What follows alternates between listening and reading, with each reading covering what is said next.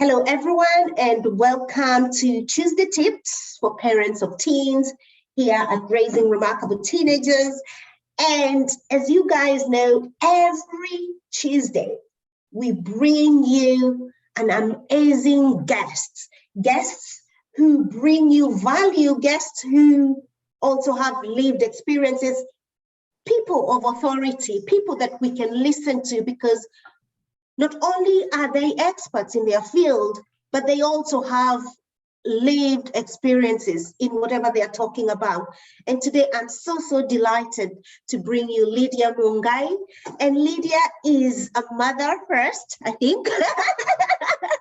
Oh, well, of course you were Lydia before you were a mother, but I love you as a mother so much because I know what a great mother you are. And I'm not just saying this because you're stood here, but you're a great mother and also you're a great coach. And Lydia is going to be sharing with us how to come back from setbacks,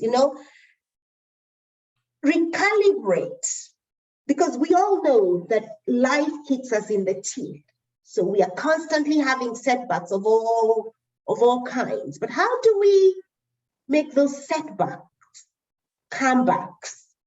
So that's what Lydia is going to be sharing with us. And also she's going to be sharing with us about her parenting lived journeys. So I'll leave that for Lydia, this beautiful coach, to introduce, to add on to this, because I don't think I'll do you justice if I carry on introducing you, Lydia. Let's go. Yeah, thank you so much, Coach Angie. It's such a pleasure to join you today for this conversation. We don't coach, you and I, sometimes we just have conversation, in what we call inspired conversation. So thank you. It's such an honor to be joined by your audience today and for you to invite me to be a guest. We've worked together many times, and it's so exciting to parent young people. Well, my name is Lydia, as Coach Andy has rightly said. I am her friend, Yeah. but my brand name is She Inspires All. That is what I have been called to do. I am a certified coach. I am an inspirational speaker. I am a mentor. I have mentored hundreds and hundreds of young people, especially when I was in Kenya, working with communities and working with young people. That's something that I'm quite passionate about.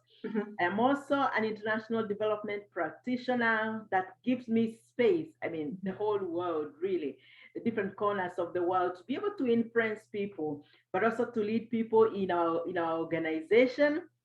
I also mentor people and coach people that are, especially women who are stuck, who have been faced by setbacks, or who have, hit setbacks in their lives, and they don't know how to move forward. And there are many times, Coach Andy, when we are faced by blocks Yes. on our path, and we don't know what to do.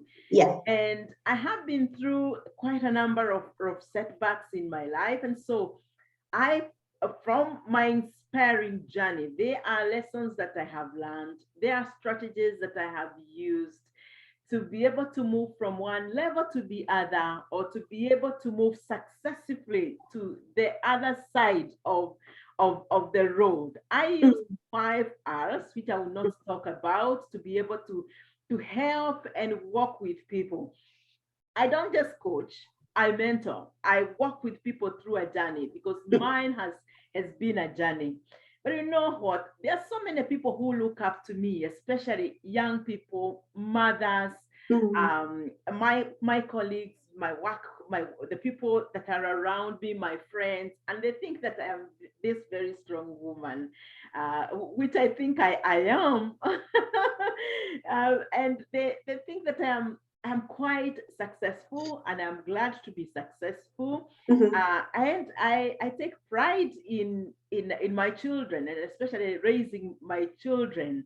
I've been widowed for the past, I think this is the 13th year, and it is not easy to parent children alone. It is not easy, Angie. Sometimes there are lowlights, there are highlights, there are joys, there are sorrows. There are things that you miss that the other person or your spouse or your better part or your better person would have brought value to maybe a conversation, or seeing your children graduate from one level to the other, or even those, or even or simple things like a simple conversation. So it is not easy to parent children alone. And as I look at my career and my title at work and the influence that I have had across the world, I think my biggest joy is to be able to parent my two children, Favor and Deborah. I am so excited that they are now young adults. They are no longer children.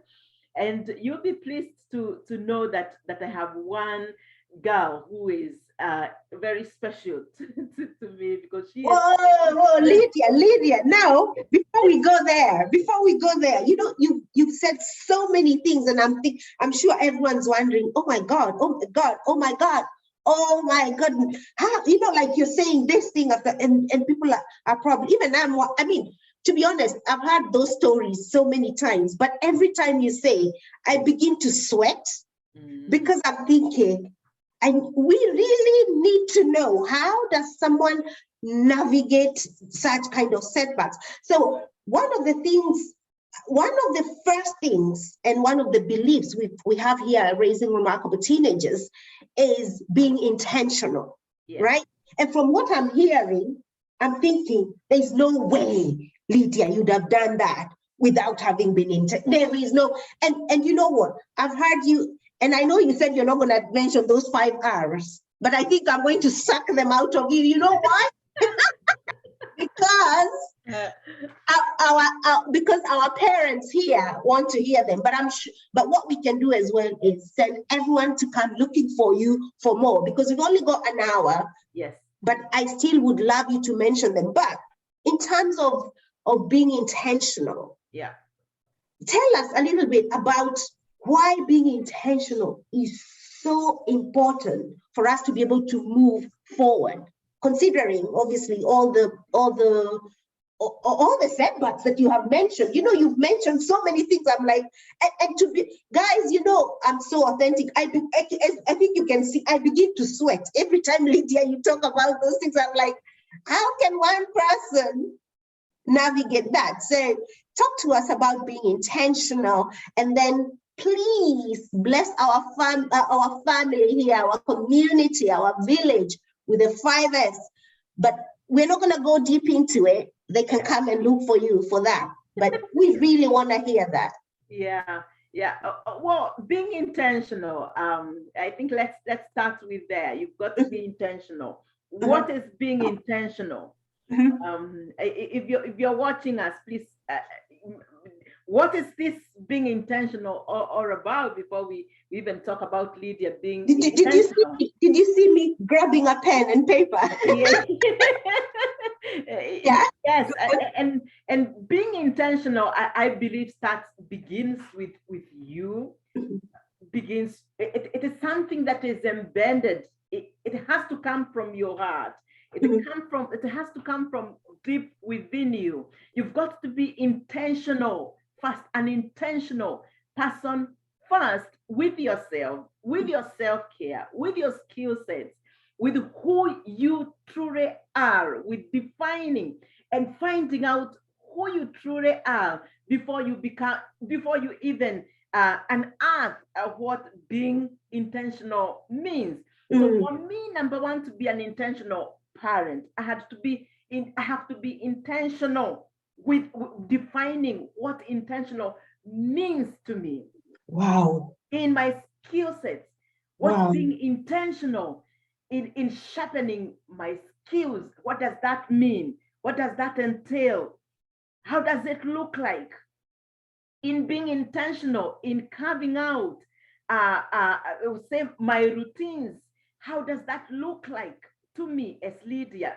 Before I even, before I even got to my children, to use the skill sets that I have, to use the values that I have intentionally cultivated in my life to be able to support my children. Because if you're not, and as an individual, if you're not intentional in taking care of yourself, in looking at yourself, in defining you are by yourself, what you're being intentional about, then you're not able to pass that on to your children.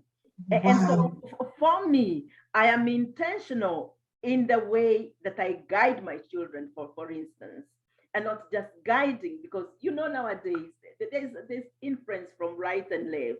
And so it is knowing, and the deeper knowing of what do I tell them and why am I telling them to do 1, 2, 3. If, for instance, we are looking at this is just an example of routines. When you wake up in the morning, what is the first thing that you do? Again, where intentionality begins, is a skill, is sharpening your skill. Have I done it myself? Have I been intentional myself in making sure that that skill is properly sharpened in my life, and that it is not just something that I am telling my children to do, but I'm doing it so that then they are able to either copy it, or they're not able, that they cannot question me. Honey, why are you telling us to do this? And you're doing the opposite. And they're very good in pointing out mistakes. Absolutely. So intentionality begins with me. Wow. You guys, did you hear that? And that is why I find your program or your coaching program very expanded, because it begins with the parents before you even talk to the teenagers. It begins with us as parents. Yes. Nudging us to be intentional. Wow. Wow, Lydia, this is so good. You guys, I know I can't speak everything that Lydia has spoken, because it was just amazing. It was just powerful. But one of the things that Lydia has reiterated is being intentional begins with us and begins from inside. Even before you decide, I'm going to be intentional about how I parent, because to sum what you have said, I would say that what you're trying to tell us here as a community is that unless our cup is filled, we have nothing to give. Yes. And unless our cup is filled, unless we have it in our hand, we can't pass on anything, no matter how much we try. Yes. That means even though we consider ourselves good people, yes, if we haven't got, like you said, you talked about the skills, you talked about the strategies for ourselves first, and then we pass them on to others. That is, every time I hear people describe what intentional means, it just expands my mind, because there are so many ways to hear this and to hear what you have said. I'm challenged as well, again, once more, to ask myself that what I'm asking my daughter, I have a teenage daughter as well, you guys know that, and those who don't know yet, yes, we are both parents here. We've got teenagers and adolescent kids. So apart from just talking about proper psychological strategies and coaching strategies as Lydia has, we're talking about lived experiences. So you talked about first sharpening ourselves, sharpening our skills in order to pass them on to, that is so amazing. Another question I want to ask you, Lydia, here, because it's one of the things that a lot of what we are trying to do is break down and burst a lot of beliefs surrounding how we live our lives and how we parent our young people. And I know that you are a neuro-linguistic practitioner, and that means for those of us who may who that may be the first time they're hearing that term, is where it's about changing mindset. It's about changing. And this is where I talk about bursting beliefs, but I know Lydia will talk about how do you reframe? How do you renew? How do you recalibrate? For example, if I always thought, oh, like, oh, we've got to be cruel to be kind, something like that. Really think about it. When you're being cruel to your kids in order to make them be kind, is that even a reasonable thing? So talk to us about some of the thinking, and you can tell us from even, and I know you mentioned about parenting a young person who has extra other needs, like most people, most parents, I mean, I would say, to be honest, parenting a kid in itself is a challenge, because it's like trying to hold on to wind, because wind has its own life. Yeah. Because I'm sure you know that poem, and we share it a lot here. It's by Khalil Gibran, and it says, our children are not our children. Yeah. They are the children of life. No, they are the product of life wanting to express itself.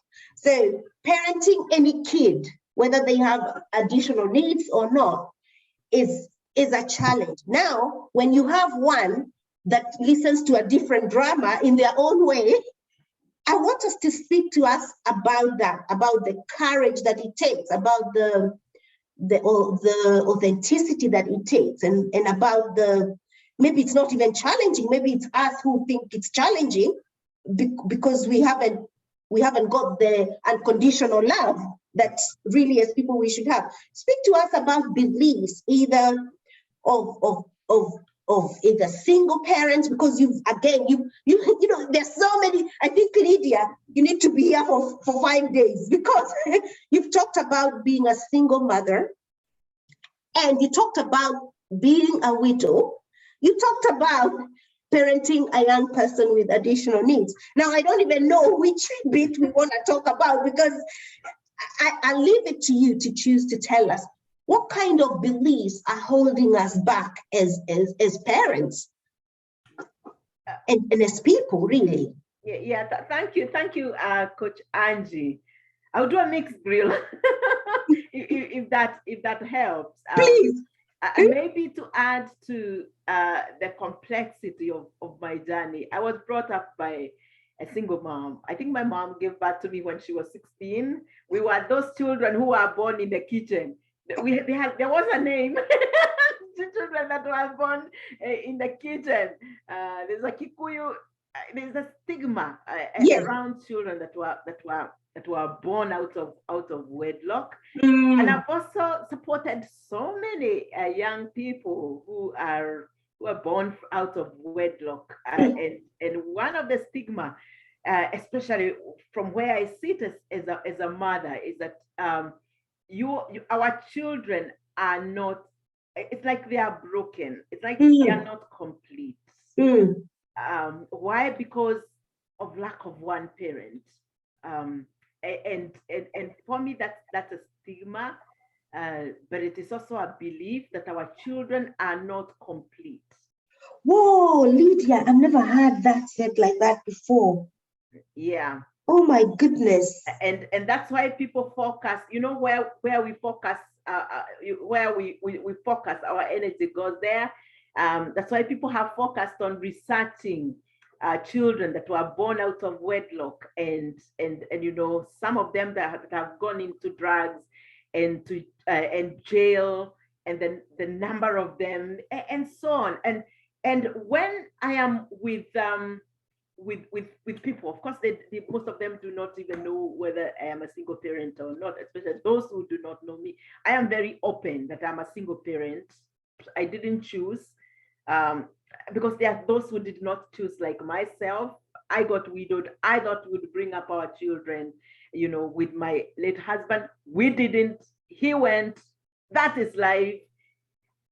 I always remind people that this child, my children, are as complete as their children.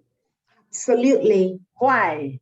Because you and I and everyone know that there is no child who is a mistake No, in this world. There's absolutely. no child who chose to be born in the family that child was born. You did not choose to be born in your family. I did not choose to be born in my family. Those who are born by two in a what they call a home where you have a father and a mother did not choose to be born in that home. Mm.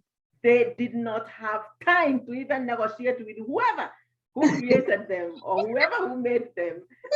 And you know, and please, in our language, we say, bribe them, bribe whoever who created them, that they should be born in that family so that they can be complete, or so that they can bring their children in a complete way. Mm. No, nobody chose.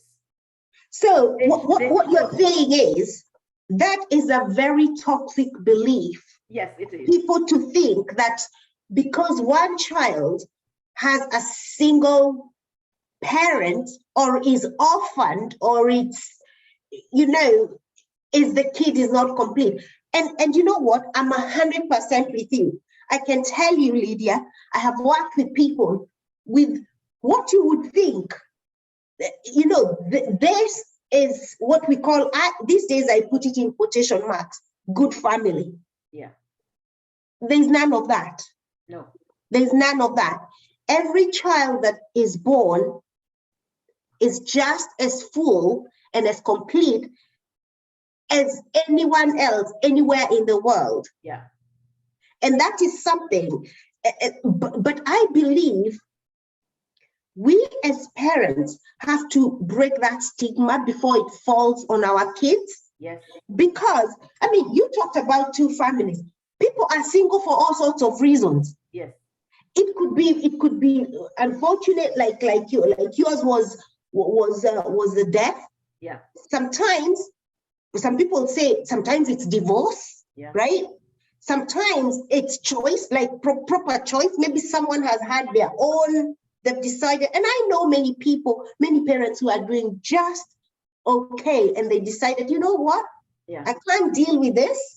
I'm gonna just have the kid, and that's okay. And that kid is fine. In fact, in research, we find that as long as a child has one primary caregiver, and listen to this, guys, let me bust another of your beliefs and bubbles. It does not even have to be the parent, just one person. Yeah, who is a caregiver? Yeah, who's a caregiver that believes in them, that believes they are whole, that kid can thrive. So we need to stop this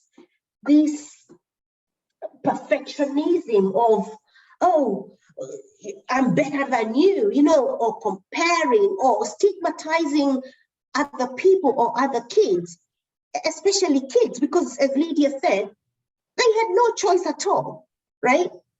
So I think that is something, but it's, again, it's something we as grown-ups need to work on. So tell us, so in terms of, for example, in your own situation or in the people that you have coached, because I know you have worked with people who have had such kind of setbacks and maybe they're going through that.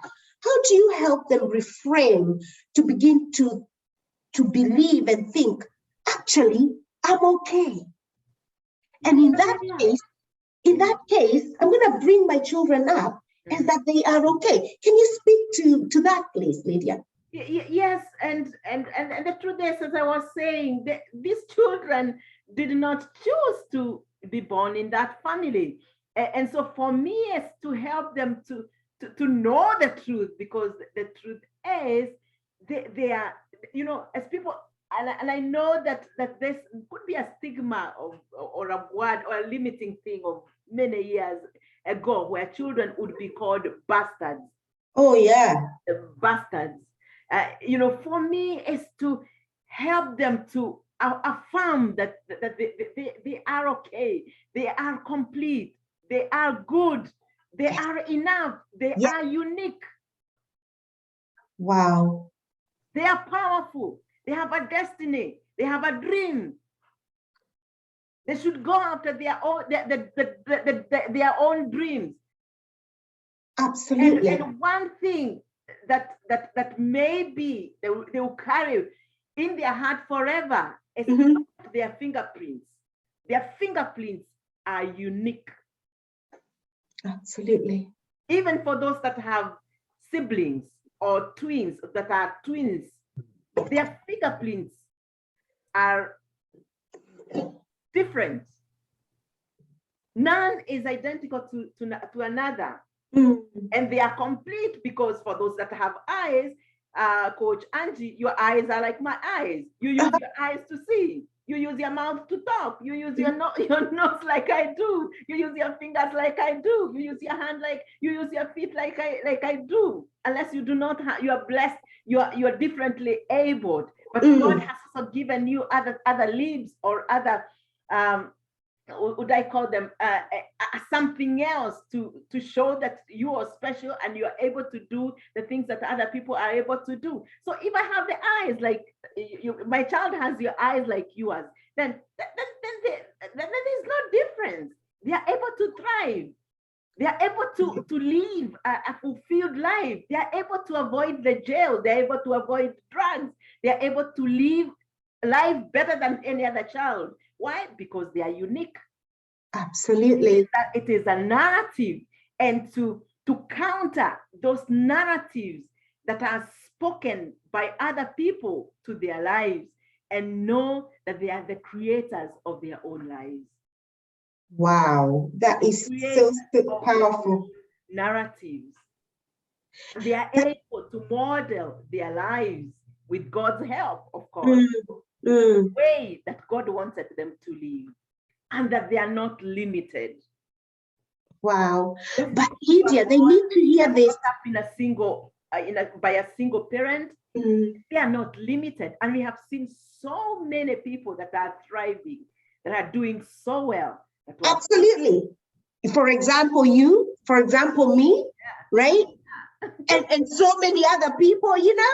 Yeah. You guys know, I mean, we're not going to tell all the stories here, but as you work with us, if you choose to work with Coach Lydia, you will hear all those stories. You know, you will hear a lot of those backstories, right? If you choose to work with me, you will hear all those backstories, because we tell them, because we are authentic, and it's in sharing our testimonies that we are able to empower other people. So that believing that your kid is less or your kid is better than another, that is something that we as parents can drop.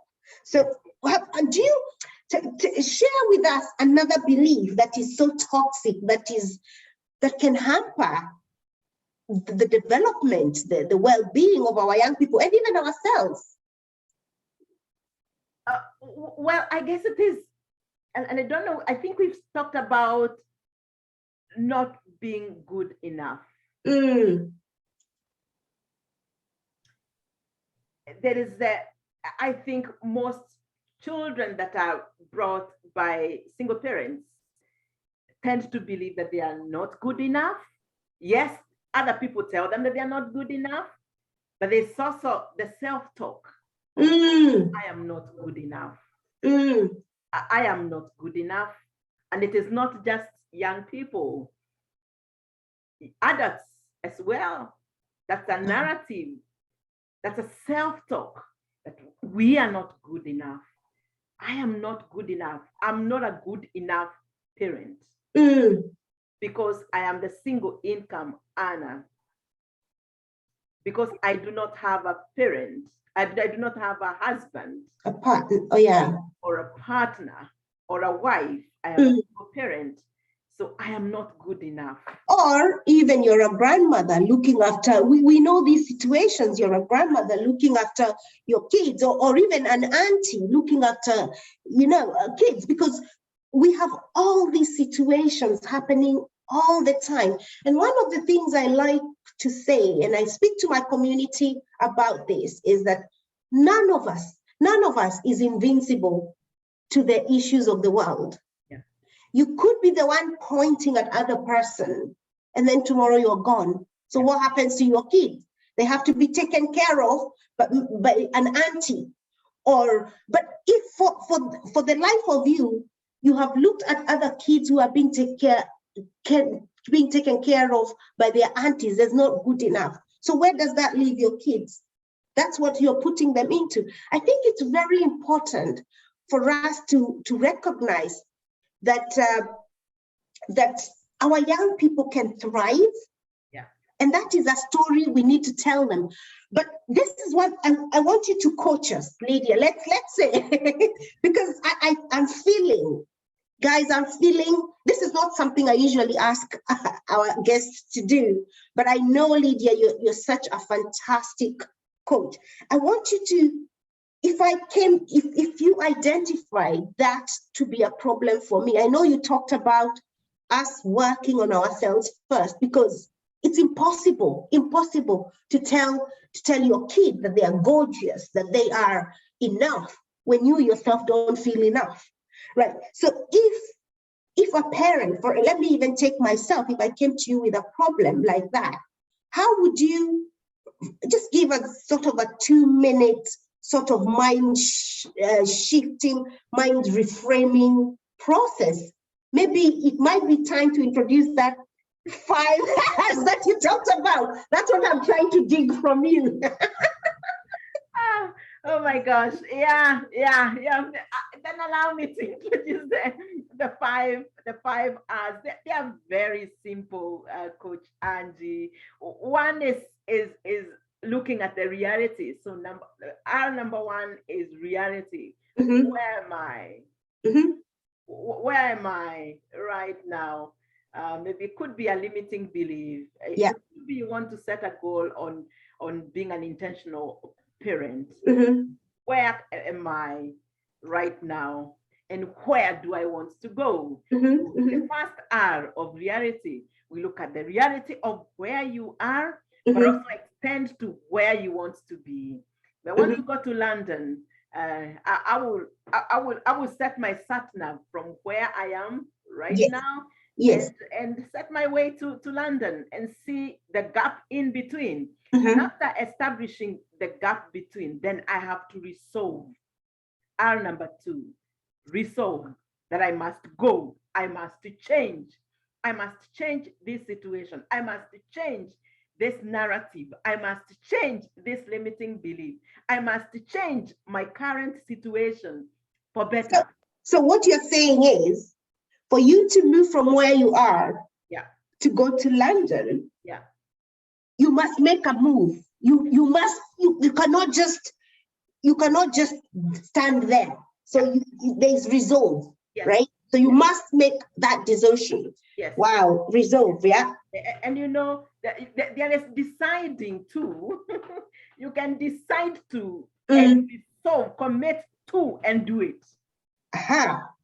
So in the second R, we do not just resolve, but we move to the third R, where we raise a standard and say, I am going to do it no matter what. Ooh, raising the standard, right? Your standard and say, I am moving from this current situation.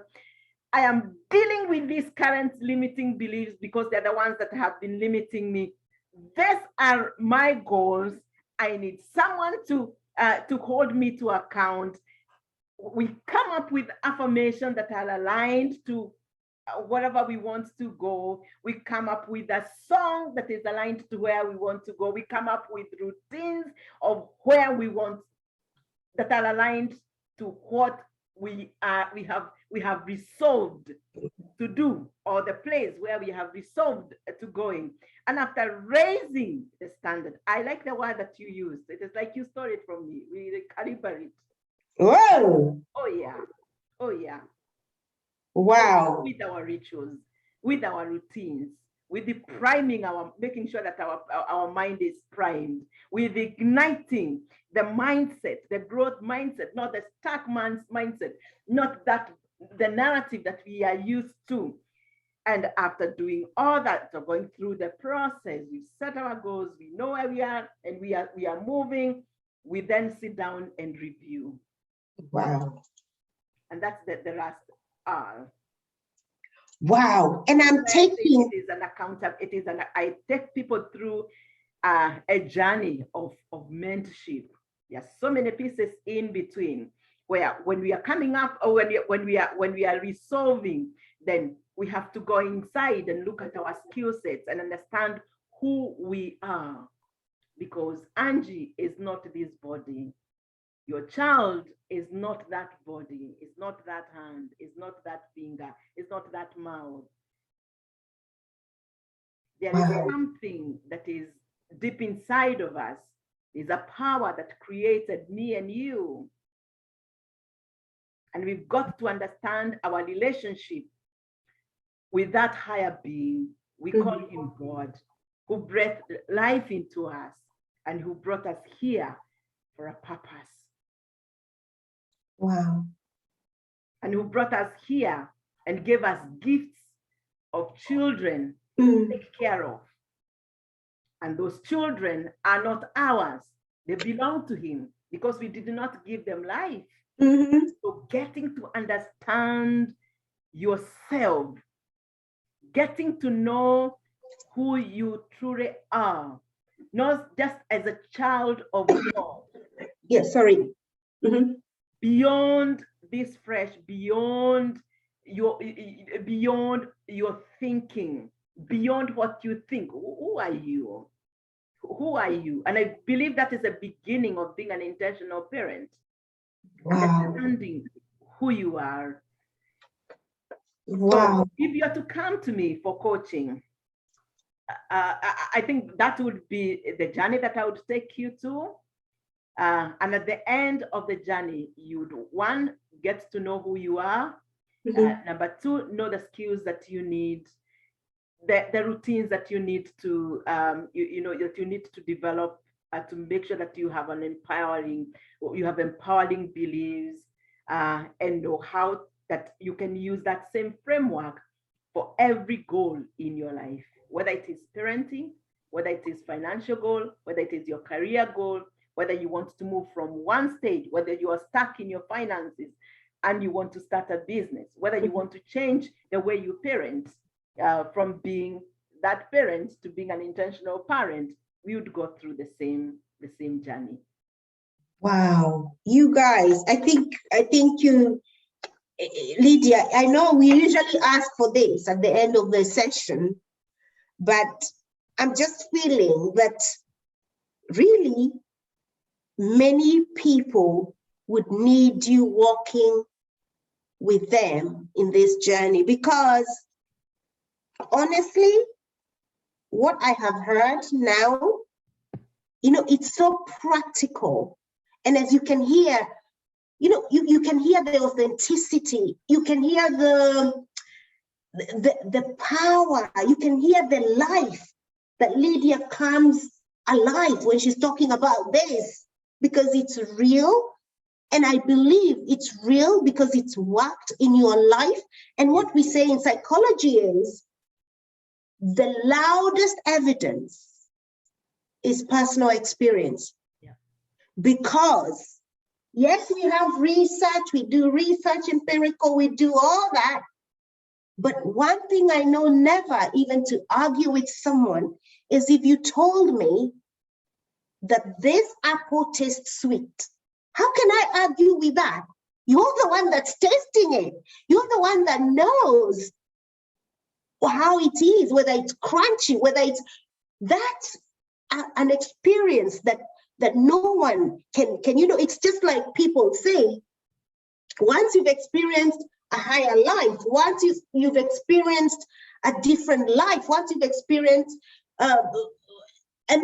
for example, the apostles, they said, there's in the Bible, it says, when they experienced Jesus, you can tell them whatever, you can tell them whatever, but they'll tell you, I know. And I remember there's a story, I think it was a blind person. They were trying to tell him, oh, that cannot be. He said, I don't know, and I don't care what happened. All I know is that I was blind, but now I see.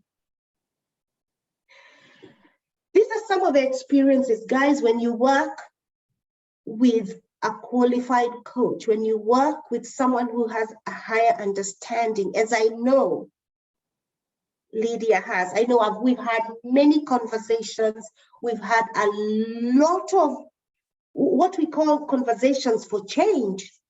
And as you can see, it's like we bounce off each other. You're speaking life, you're learning more. And there's nothing as edifying and there's nothing as soul satisfying as knowing that you are growing. Because one of the things we talk here a lot about here at Raising Remarkable Teenagers is association. The people you associate with can make you or break you. The people you associate with can make you and break you, and especially in our problems, let's say as parents. We've had so many people, after we've had this conversation, they've left some groups because they realized all we've done is moaning about this. Yes, it's good also to be with people who understand what you're going through, but also be discerning, be wise, not to be just wallowing. Be with people. Yes, Lydia and I can share problems. Let me tell you, we talk about issues. I mean, our parents, our families, we talk about those issues, right? But they get to a point, she'll ask me, so what are you doing about it? It's time to move on. You don't want to be with someone who for years and years and years, you are wallowing. That doesn't help.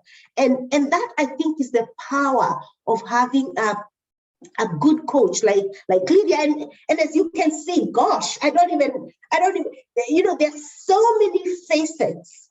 There is parenting, there is single parenting, there is widowed parents. There is, I know, especially also Lydia, I know you haven't shared this, and I'm not sure whether I should be the one to bring up. I like it when the guests bring up their own story, so that I'm not, even though I'm in your face, I'm not telling a story that's yours. I know you've had a challenge in illness, and I know that, and the reason I say it here is because you've spoken about it in public. If it's something you'd never spoken in public, I wouldn't say it, because it's your story. So guys, if you're struggling, and as you had, thank goodness, this, even as parents, what we talk about here is very much a personal development, because we know unless we as people develop ourselves, we cannot be of value to anyone else. So Lydia, I want to ask you, before we move over to some of the self-care activities that you would recommend for parents, where can people find you? Because I'm beginning to feel, people need to find you and work with you to be able to overcome some of these, like I said, honestly, guys, you can see I'm sweating. Yeah, where can people find you? Yeah, thank you, Coach Angie. I don't know what to say, and thank you for sharing that bit about me. Yeah, I survived meningitis. It was fatal, and that's where I drew my passion to support people that are going through difficulties as well. And yes, this was not about me, but yes, you can find me on www.lydianyambura.com. Book a session. You can also find me on my social media handles, Lydia Nyambura, Lydia She Inspires All. I have 2 Facebook pages. You can message me. You can also find me on Instagram, Lydia She Inspires All. You can also find me on YouTube. You'll find my phone number. You'll find my website on all my pages. Message me, and I'll be able to help you. I mean, the currency that we live in this world, when we are far gone, Coach Angie, it's not the material things that we have. It's not the car that you drive. It's not the house that we live in, but it is the impact that we have on people's lives. Living legacy. And that is what drives me to be able to touch people's lives. That when I'm far gone, when my life is done, their lives will never be the same again. And also because there has been people in my journey of the person that I have become, who have supported me, who have encouraged me, who have believed in me, who have been there, literally there, you have had difficult conversations. Like sometimes I know we have difficult conversations with you where you look at me on that face and ask me, what are you doing about 1, 2, 3? And they have believed in me. And that is what you and I have been called to do. I mean, my parenting journey wouldn't have been what I am today without you, Coach Angie. You've helped me quite a lot in parenting and supporting my very own children and having those difficult conversations in an inspired way, in a way that they are able to trust me, in a way that they are able to listen to me. Oh, I am so blessed. I am so blessed you say that. I am so grateful. And do you know what? Honestly, guys, one thing I know for sure about some great people, some great leaders, and all of us, and I believe myself, I'm a great leader. Yourself, Lydia, are a great leader. And you parent that's listening, you are a great leader. And one of the things I keep saying, this is our most noble leadership role. The most noble leadership role. Because I'll tell you something, we can be doing so well in our businesses, in our jobs and everything. But this is a noble calling, because a life was given through you. And by the way, it's not you don't just to have given birth. Even those of us that are foster carers, adoptive parents, grandparents who are bringing up kids, that is a life that has been entrusted for you and through you.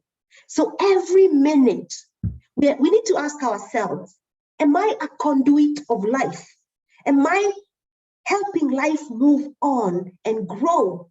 Am I helping this kid grow, or am I holding them back in our speech, in our behavior, in the way we carry ourselves? And when we grow, our children grow. You cannot grow and your kid doesn't grow. I am telling you, in fact, that's leverage. It's leverage. You grow in your personal self. It's like, it's like you're like a tree that's planted by the riverside, right? So because you're huge and strong and everything that comes into contact with you, it grows because you're giving and exhibiting life. So I'm even lost about what I wanted to say. I am just so excited. Lydia, I want you to hear, we like to share, what I wanted to say is, every great leader, as you heard Lydia say, has a coach. Lydia, I know, has coaches, great coaches. I myself have coaches, great coaches. And at the moment, we're inviting you to be one of your coaches. And every great person has a coach, and that's the power of association. And a coach doesn't mean, they're going to be above me, they're going to be, it's none of that. It's a relationship. And I want you to think in terms of your relationship. For those of us who believe in God, I want you to think about your relationship with God, if you have a healthy one. God is your friend. God is your guide. God is your helper. God is your healer. God is, he can be whatever you want him to be at any one point, including, it clearly says that come, let us reason together. You can question God in the way you want to. So obviously, for all you, my other religion friends, I like to talk about my own, my own set of beliefs. But I love you with, with a great love, because I know that you too have been called in your situation because you're worthy. You're not less loved by anyone, by life. So, Lydia, I want to ask you for 3 tips that you can share with our community that can help, especially parents, especially mothers. I know that we have some fathers listening here, so don't take it personally. But the reason I say mothers is because sometimes we really beat ourselves up, or we empty ourselves so much, and then we begin to resent the people that we are looking after. So I want you to talk about self-care in terms of what kind of activities, or I heard you talk about routines, about what can we do to actually look after ourselves, something that I can do. Essentially, what I'm asking is, yes, I've heard all this good information that you shared, but I want to know tonight before I go to sleep, or tomorrow before I wake up, what can I do to kickstart my journey so that I'm being this person that is strategic, that is skillful, that is looking after self, so that I can look after my children? Thank you, Coach Angie. Yeah, and maybe I'll share what I usually do. And it's something that I recommend, or to the people that I coach. Mm-hmm. Before I sleep Mm-hmm. every day, I look back at the day and find 5 things, Mm-hmm. at least 5 things Mm-hmm. grateful for. Mm-hmm. 5 things, Mm-hmm. regardless of how small or how tiny, Mm-hmm. and just take some time, Mm-hmm. a minute of silence, and just meditate on on being grateful for, if it is food Mm-hmm. that I had, my children, my job, and so on. 5 of them, at least Mm-hmm. 5 of them. Most of the time I have 10. I usually go a step further to journal. Sorry, I didn't know that I would talk about this, but I usually have a journal Yeah. where I write. I don't just meditate and think about them, Mm. but I write them down. Mm. There's some magic that happens when you take a pen and a paper or a book. I don't like books. I don't do sticky notes. I do a book because then I'm able to reflect. And Yeah. so one thing that you can do before you go to bed today, take your journal, sit down, ask yourself, what are those 5 things or 3 things that I can be grateful for Mm-hmm. about my life, my family, my situation, or whoever you are.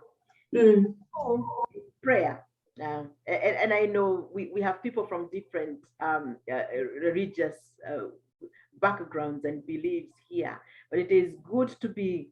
For me, I usually pray and just grateful to Him who holds my life and Mm. created me before I sleep. And then the following day, and as I sleep, I usually uh, sleep as I meditate on the things that I'm grateful about, so that as I fall to sleep in my subconscious, those are the things that we will be praying.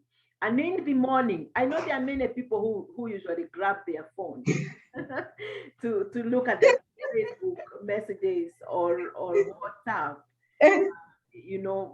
Well, my phone is bedside, but when I wake up in the morning, it is a new day. It's a beautiful day. There are so many people who slept last night and they did not wake up. So Mm. again, is to be grateful, grateful, grateful, and just say thank you, thank you, thank you for the new day, thank you. Then number 2, Mm. take my journal after prayer, of course, and just set my intentions. So set my intentions. These are the things that I'm committing to God to do today. Again, not in my mind, on my journal, and also check my my goals. As you can see my phone, I have my goals behind here, but I also have my goals on my journal. The first page of my journal, that's my goals. So look at my goals. Look at your goals every day and remind yourself. And then self-care again, go to the kitchen, grab a glass of hot water and lemon, and then after that a glass of celery juice, and I'm ready to start my day. Not the office work, but I usually take a book. Like I have a book here that I'm reading. These are 10 books in one. These are 10 books in one. So before I invest on anyone else, it's to focus on myself. So wow. chapter or read a paragraph every day and then start my day. Wow. You guys, this is why I love my guests. You know, this is just proof. And believe you me, this, in fact, the routine that Lydia is talking about, she's never shared it with me. But I'm so grateful because, Lydia, you talked about self-care. And you know, when sometimes when you say self-care, people say, oh, I haven't got the time, I haven't got the money. How much? Okay, even if you're not going to use the book that Lydia, even if you don't want to use the £1 or however much it is to buy the book, or 20 or whatever, get a small notebook from a shop. They cost very minimal amount of money. It doesn't have to be fancy or anything. Just begin to write. Now, if you say, now I can't even afford that, I don't want to spend anything, in the morning or before you go sleep, it doesn't cost you anything, or it cost me anything, to sit for 3 minutes and reflect. What am I grateful for? Now, some parents will tell me there's nothing. I've had a SHIT day, right? They'll shout. And I'm like, but you are breathing. You are able to breathe 80 times a minute. For how many minutes? You know, imagine being able to breathe in and out. Let's say even it's 60 times every minute for all the time you have been awake. Surely that is something to be grateful for. Absolutely. Yeah. Think about, if we look, and like Lydia, you said from the beginning, what we focus on, that's where the energy goes. So if you decide, I'm going to look for what has worked for me today, you will find it. And then meditate on that. Be thankful for that. And the more we are thankful, the more we are likely to get more of what we are thankful for. Again, we can come back to this because that is the law of attraction. Now, for those of us who, that is woo stuff and all that, I can bring you the scientific part of it. So the law of attraction, the energy and all that, it's not just a woo thing. So think about what Lydia has spoken to us about gratitude, writing down. Again, writing down, because you're using so much of yourself, visceral, like you're using your fingers, you're using a lot of your nervous system, and because you're engaging your brain, writing is very powerful. In fact, writing by hand is very powerful. Yeah, not even typing. Typing is, you can, but it's not as powerful as actually you crafting whatever it is that you're wanting to write. So think about that. Gratitude, gratitude, gratitude in the night, and then gratitude again when you get up in the morning. In fact, I just want to drop this one here. There is, again, you guys, you know, I like to use some crazy verses in the Bible. There is a verse that says, in the What does it say? I don't even know why I thought about it. It says, in the deep of the night, when men sleep, as we sleep, right? He opens our minds and seals our dreams. I'm just paraphrasing. I think it's Job. What is it, Job? Anyway, guys, don't worry so much about it. I'm going to drop the link here and there. But what it means is, whatever it is that you're thinking last thing before you sleep, that is what is going to brew in you, and that is what is likely to manifest in your life. That's why it's very important, instead of thinking about all the problems you've had, what about being grateful about what has happened in your life? So that is, and how much does that cost us? It doesn't cost us anything. So again, I would say, Lydia, that's another belief we need to change. Because when we speak to parents about self-care, they say, oh, I haven't got the time, I haven't got the money. It doesn't take time or money, right? But it's a very powerful investment. It's a very powerful investment in self. And also, I would go on, even as far as saying, if you're feeling like that, speak to someone like Lydia, and then Lydia can show you how to keep to it. And that's why accountability and association comes in, because we are meant for relations. Changing habits is not a joke. It is not a joke. Hey, changing a habit requires that you work with it with someone until it's broken. And habits can be crazy to break. So beginning a good habit that is going to serve you may have to require a good coach. And I mean, who else can I recommend today but Lydia, right? So guys, I am so delighted having Lydia today. Lydia, have you got any sort of last minute remarks and sort of something that you can bless us with, bless this lovely community with? And obviously you guys, if you've been with us from the beginning to now, I mean, I don't want to go. I'm feeling I don't want to go, but obviously we have to finish because we promised that it's going to be an hour. So we need to respect you, and we respect your time. We love you so much, and we need to be diligent with what you have honored us with. So Lydia, would you give us some last minute remarks before we close, please? Yeah. Oh, thank you. Thank you so much, Coach Angie, and thank you for inviting me today. Maybe my last remarks, as you likely said, invest is to encourage our community here to invest in themselves, to invest in their goals, to invest in their vision, they have to invest in their activities, to invest in their future and own their story. I mean, they were created by God and brought to this earth for a very specific purpose.